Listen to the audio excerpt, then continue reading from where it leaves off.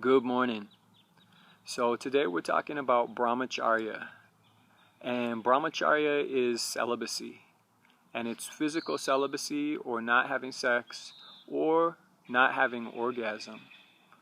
So Brahmacharya is a way or a practice of making love to the divine. And so using that energy that oftentimes gets directed as sex, as physical sex, and directing that energy upwards to this cosmic union or yoga. And so yoga is the union of awareness and energy. Right? It's Shiva, the awareness that you are, and Shakti, the energy that you are manifest as in the world. Or in the yoga Patanjali system, it's Purusha and Prakriti. It's awareness and matter. It takes the form of everything and everyone.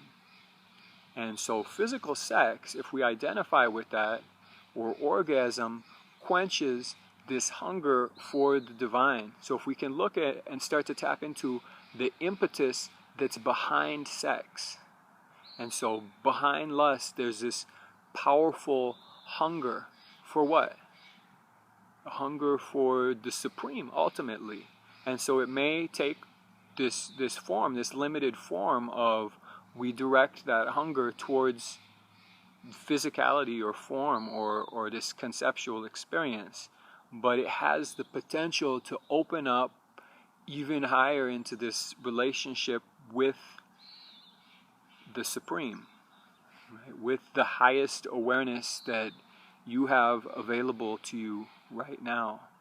And so energy is awareness.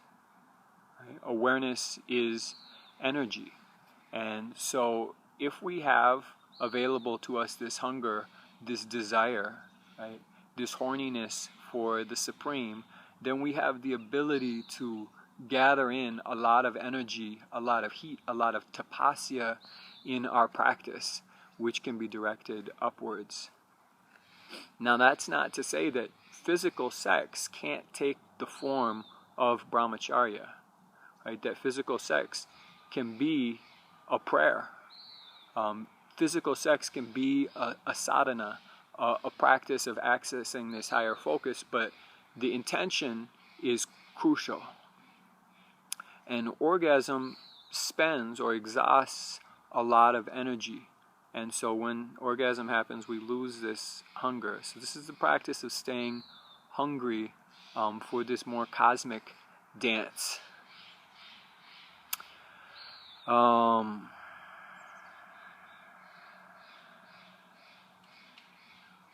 Let's talk about these upward director and lower directing triangles. So we've all seen that union, this upward directed energy, and it merges with this lower directed energy. What is that?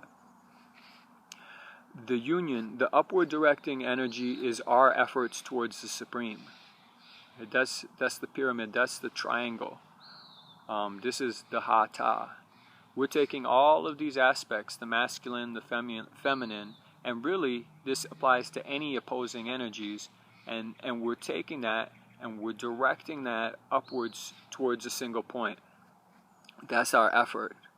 And some mornings when you sit down to meditate, it may feel like that's all there is our effort. And it may take a lot of effort to sit, and it may feel like nothing's happening.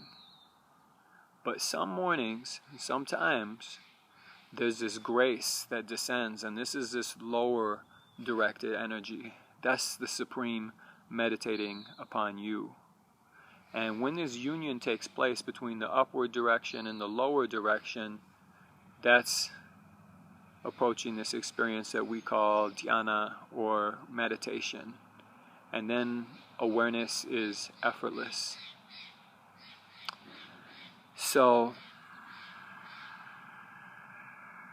one way to think about our efforts, these lower limbs of yoga, is as a foreplay.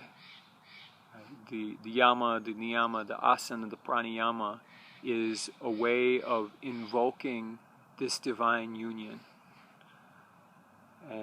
And so we do this without any attachment to the outcome. You can become more skillful at these lower levels, their practices, and become more skillful at invoking this beautiful experience of meditation. But my teacher described Bramhacharya as the batteries for